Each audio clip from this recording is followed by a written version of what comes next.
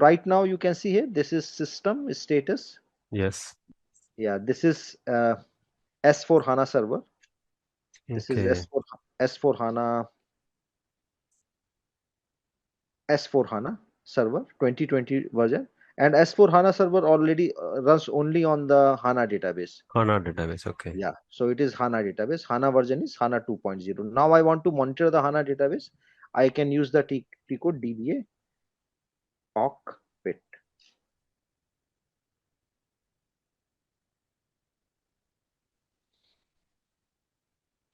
Okay, so in the DBA Cockpit, I want to see the uh, space. So for, System information. yeah, Yeah. so system information, we can see the uh, database size history, like largest table size. So here we can see the size on different dates. It is going to show us the disk used, Mm-hmm.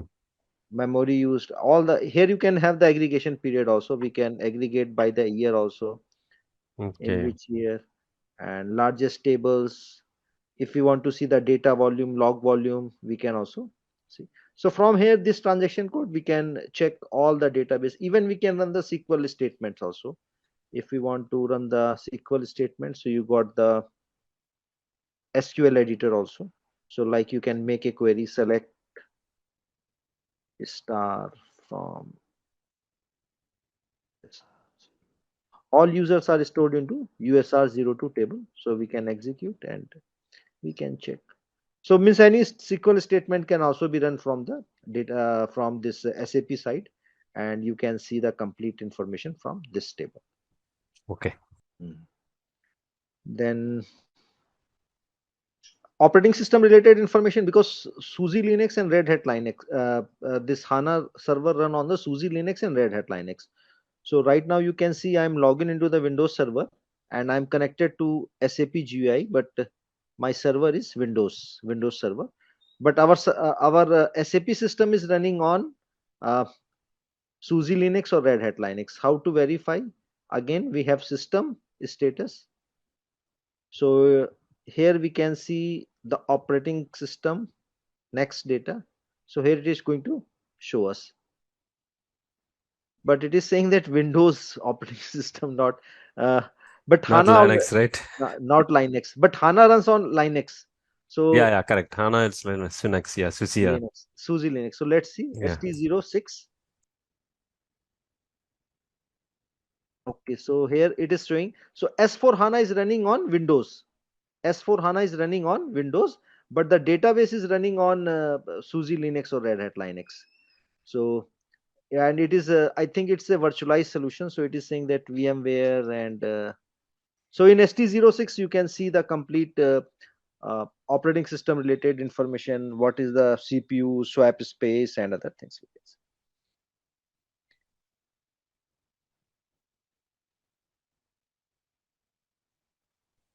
Okay.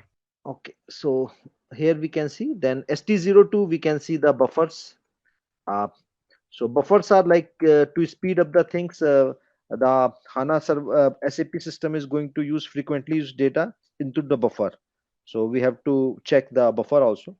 SM04, AL08, we can see the how many users are login. Users, how many users are logging into the system. SM04 and AL08.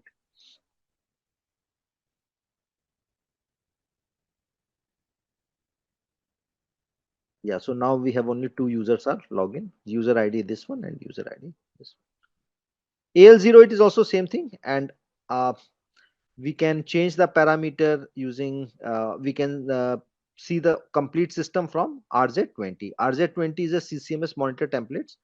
With that, we can monitor the complete system health check by seeing the color. I can go to RZ20 T code, and we have to go to the CCMS monitor templates, and here we can see the entire system. So this is my system S4H suite for HANA. Now with the color, I can understand where is the problem.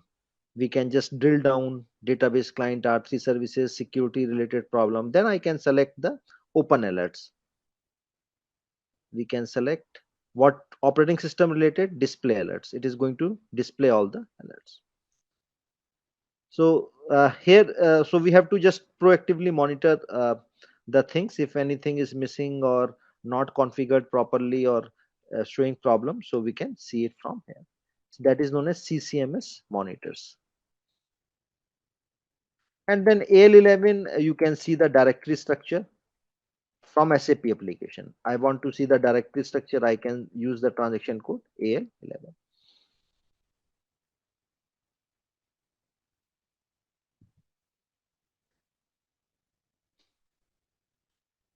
So I can see the directory structure of uh,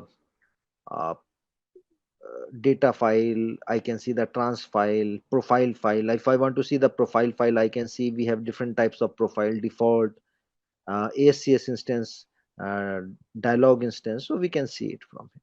So first thing in basis consultant have to do proactive monitoring. So these transaction codes, they are going to run uh, uh, regularly. In case of problem is coming, then they can activate the trace. Activate trace. So for activating trace, they can use the transaction code ST01, ST05. So in normal scenario, you are proactive monitoring, and if in case of a problem is coming for a specific user, you can activate the trace. After activating the trace, user is going to perform the task, and we can see the trace file and try to solve the problem.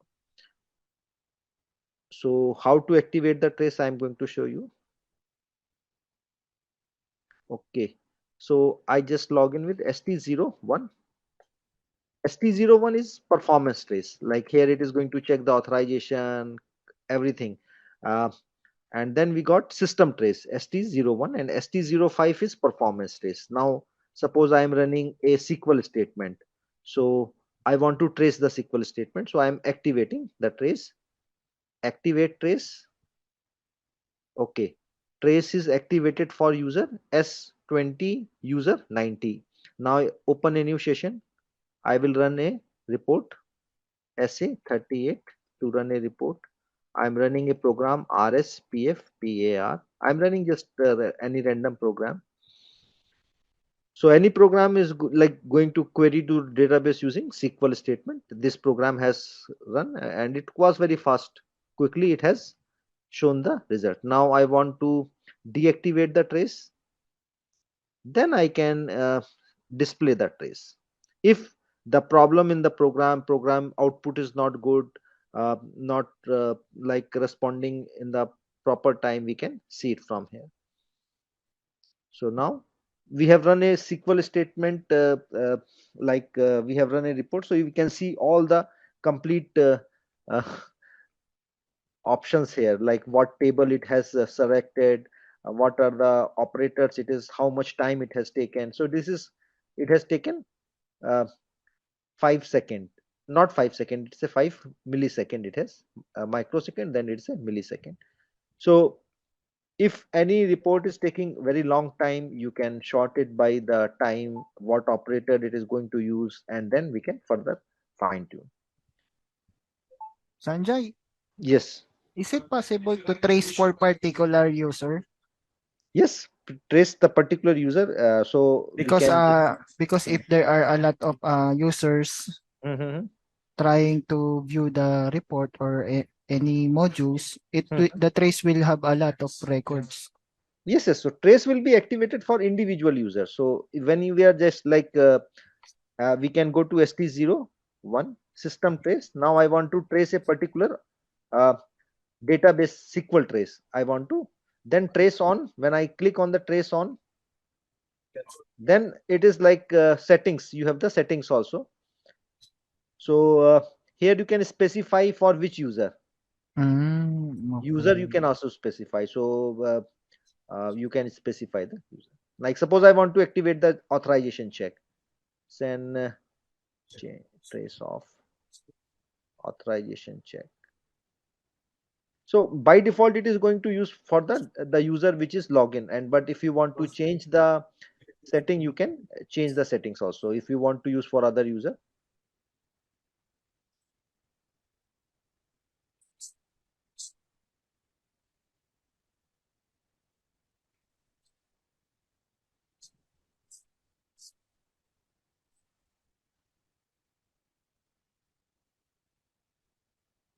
How to change the user, Sanjay?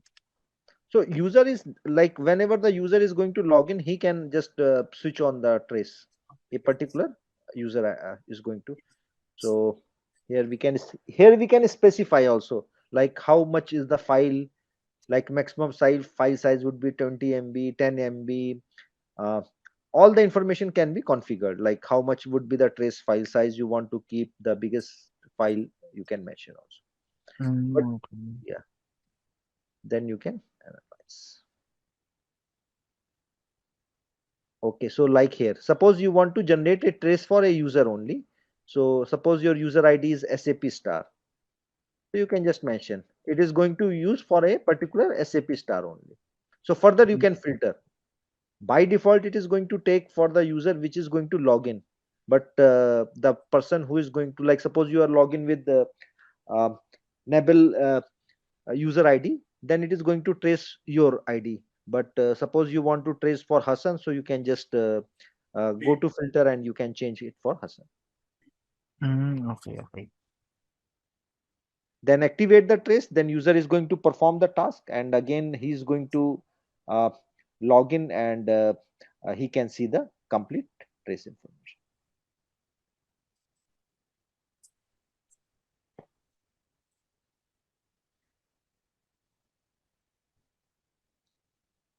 Okay, so this is a troubleshooting step.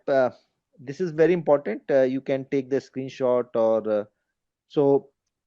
So first we have to isolate the problem. Suppose sometime the users are complaining they are not able to log in. So first you have to specify or isolate the problem area, whether the problem is related to a individual user, or it's a problem with a individual application, or it's a problem with SAP GUI, or it's a particular problem with a particular application server. So if for an individual user, maybe the user is not uh, able to understand the complete login details, he must not be having the correct suppose a user is going to log into the server but he's not having the right information. Okay, so now user is all users are able to log in, but some users are not able to log in because in the SAP GUI setting they are not mentioning to instance number 34. They are trying to connect with 36. Mistyped. Somebody have mistyped or some. So now I have changed to 36. Now when I will try to connect with the server, I will not be able to connect because I have not have the correct entries. So if a user is complaining that the server is not reachable, he is not able to connect. So first we have to isolate whether all users are not able to connect or some users are not able to connect. If some users are not able to connect, what is the problem? Whether they have the correct details, they are trying to log in, and the server is available, but they, due to network, there could be some network problem also, or one application server is down. Suppose I am having 34, 36, 37, maybe 36 is down, but 34 and other servers are available. So we can just change it. We can able to log in. So first we have to uh, isolate the problem. Then we have to analyze the problem.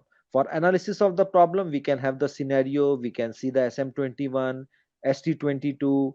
We can activate the trace also because we want to see the complete information. So for complete information, we can like do the traces also. After that you can gain additional knowledge by like you have the course material or online documentation. You can, yesterday we discussed about SAP notes, so you can for the SAP notes also, and you can do the comparison. You can correct the problem, and even if you are not able to correct the problem, you can compare with the other systems, like you are having development, quality and production system. There is a problem in quality system, so you can compare the same uh, information with the development and production system. You can do the comparison, you can check the log, you can see the process. If you are able to solve the problem, it's okay. If you are not able to solve the problem, you can raise a message to SAP. It's 100% sure that you will not be able to correct all the problems. So if some problems you are not able to correct, you can create a message to SAP, create a case, or you can chat, or but to create a message you require the S user ID. S user ID. uh, so you can see the S user ID will be created.